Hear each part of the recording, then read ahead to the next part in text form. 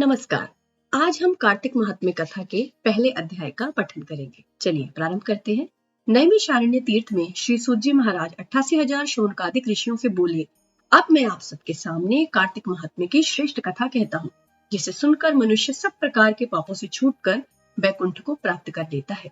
सूत जी ने कहा, श्री कृष्ण जी से आज्ञा लेकर नारद जी के चले जाने पर सत्यभामा प्रसन्न होकर श्री कृष्ण से बोली, हे नाथ, मेरा जीवन सफल हो गया। मेरे माता पिता भी धन्य हैं, जो आपकी 16,000 रानियों में मैं अत्यधिक प्यारी हुई। मैंने वह कल्प वृक्ष आदि आपके साथ नारद जी को विधि पूर्वक दान में दे दिया, परंतु वही कल्प वृक्ष मेरे घर में सदा लहराया करता है, जिसकी बात को मृत्युलोक में कोई भी स्त्री नहीं जानती।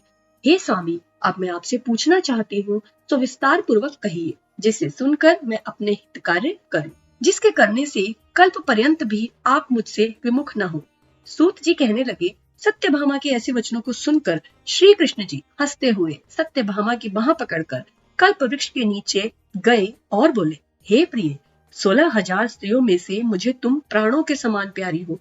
तुम्हारे लिए देवताओं और देवराज इंद्र से भी मैंने विरोध किया था। उस महा अद्भुत वार्ता को सुनो।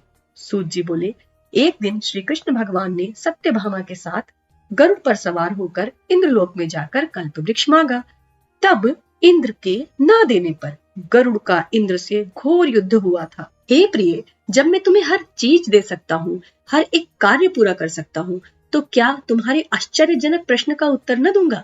यह सुन सत्यभामा बोली, हे प्रभु, पूर्व जन्म में मेरा कैसा स्वभाव था, किसकी पुत्री थी, मैंने कौन से दान व्रत या तप नहीं किया जिससे मुझे मृत्युलोक में जन्म लेना पड़ा, और ऐसे कौन से शुभ कर्म किए कि यहाँ आकर आपकी अर्धांगिनी हुई और आप गरुड़ पर सवार होकर मुझे साथ में लिए इंद्र आदि देवताओं के स्थानों में फिरते हो।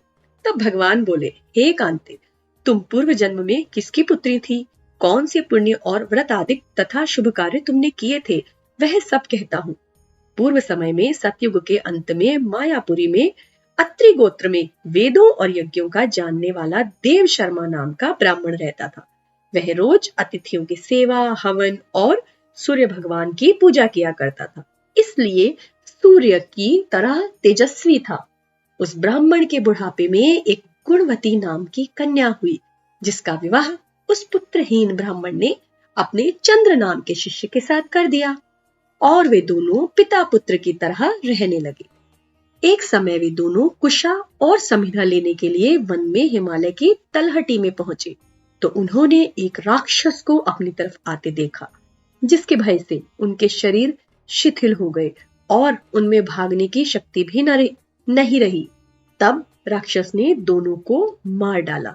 उनके धर्मात्मा होने के कारण मेरे पार्षद उनको वैकुंठ में ले गए, क्योंकि उन्होंने आजीवन सूर्य की पूजा की थी।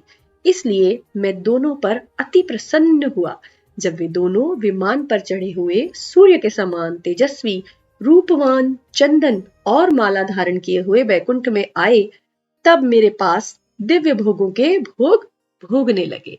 इस प्रकार कार्तिक महात्म्य कथा का यहाँ पहला अध्याय संपन्न होता है।